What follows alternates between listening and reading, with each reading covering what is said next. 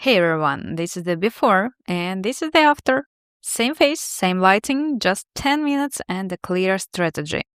When you're getting ready for a business meeting, especially a last minute one, your makeup should support you, not distract from you. Clean skin, even tone, soft structure. That's the goal. First things first, I pin my hair back. This immediately makes you look more intentional and it keeps the face clear while talking or working. And this is me without makeup, uneven skin, a bit of redness, blue under eye circles, completely normal. We are not correcting everything. We are choosing what actually matters. I'm using the Armani concealer, but the technique matters more than just the product, right? And I never apply it straight from the applicator. When you go directly under the eyes with that wand, with that applicator, you almost always use too much. That's how creasing, heaviness, and tired-looking eyes happen. I apply a small amount to the back of my hand and pick it up with a fluffy brush. This warms up the product, diffuses the edges, and gives you control. I place it around the eyes, not right up to the lash line, and blend softly. Now, I wait a few seconds. Letting concealer dry slightly before touching it again gives you more coverage with a less product. And that's a huge time-saving and texture-saving tip. Right now, it looks a bit warm, and that's fine. I love this shade for summer, but not now. I actually want that warmth to neutralize the blue tones. And this is exactly why I do concealer before foundation. Foundation will balance everything out later. For foundation, I'm using Rare Beauty and large fluffy synthetic brush. A bigger brush is faster and gives a more professional finish. Always shake your foundation, especially if you are in a hurry. Separated product never looks good on the skin. 2 small drops of foundation are enough for the entire face. Using less product is the secret to looking expensive. I bounce the brush into the foundation on the back of my hand first. If it looks uneven like this, it means the brush needs more loading. This step warms up the product and prevents tricks. It takes 5 seconds and saves you minutes of fixing later. I start with the circle motions to softly polish the pores. Yeah, I have them too much and they are really big, especially in the T-zone. And then I switch to the light sliding motions. Just remember, circular motions for texture and sliding for light coverage. If I need more coverage, I build it slowly, never all at once. For blemishes, I use just dabbing motions only, and that's it. No dragging, no pressure. That's how foundation stays natural and doesn't move. Brows. Structure without sharpness. Brows are non-negotiable for business makeup.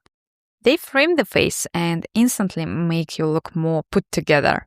I'm using an Anastasia Beverly Hills pencil in taupe, neutral, soft, and professional. Light strokes following my natural brow shape. I don't try to perfect them. Symmetry is overrated in the real life. Time-saving tip. Focus on the tail and the center. The front should stay soft or brushed out. Before blush, I always define the lips slightly with the same eyebrow pencil.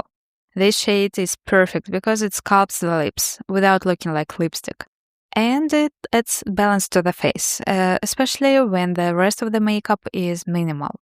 Even if you don't apply or even if you don't reapply anything later, this step lasts. Because of the texture of the eyebrow pencil is a little bit drier. Multi-use lip tint. Save time, save products. I applied the Rare Beauty lip tint in the shade Worth to the center of the lips, just a tap. This instantly brings life back to the face without commitment. Now I take the same product onto the back of my hand and pick it up with a foundation brush. Time-saving tip. Reusing tools keeps the finish cohesive. Everything melts into the skin better. I apply it as blush using dabbing motions only, no dragging. Actually, dragging leaves foundation. And I place the color slightly higher and a bit further back. The apples are blended last using leftovers. This placement lifts the face and keeps it professional. Don't concentrate a lot of colors in the middle part of the face.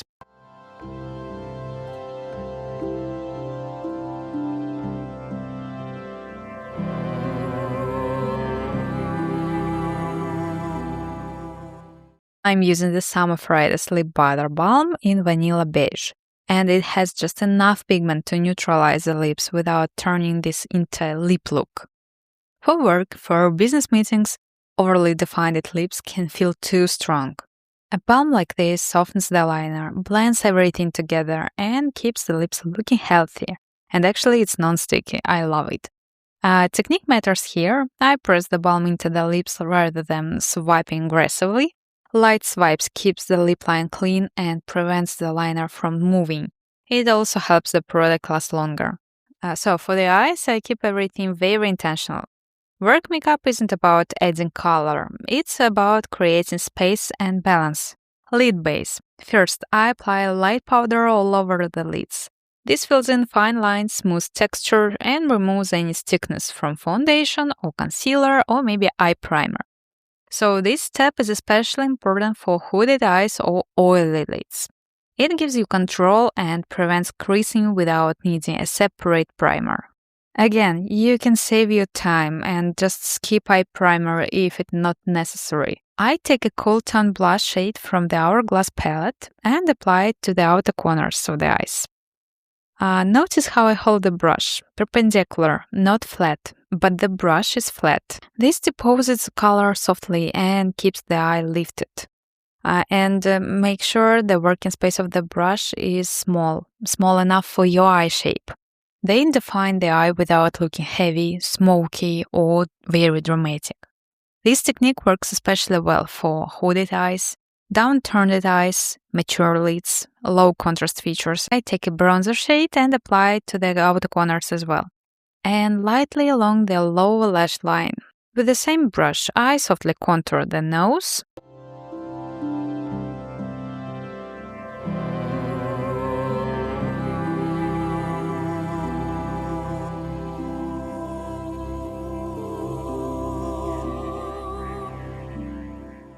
highlight for work makeup should be very strategic and very fine-milled.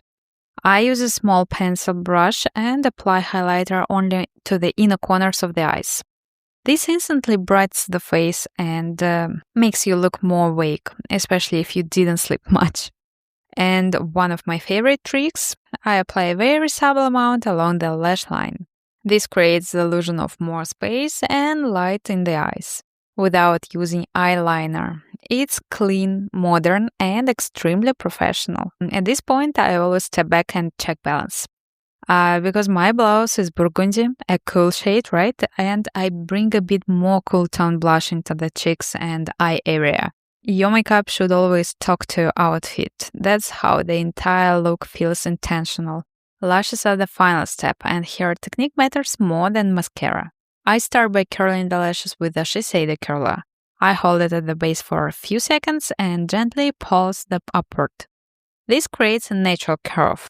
For mascara, I'm using Lash Idol Flutter extension. I don't swipe, I blink into the wand. Blinking coats the lashes evenly and avoids clumps. It's faster and much cleaner.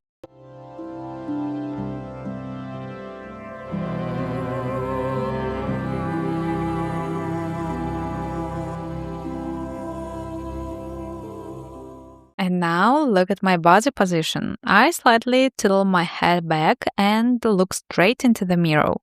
This keeps the lashes separated and prevents mascara from touching the lids.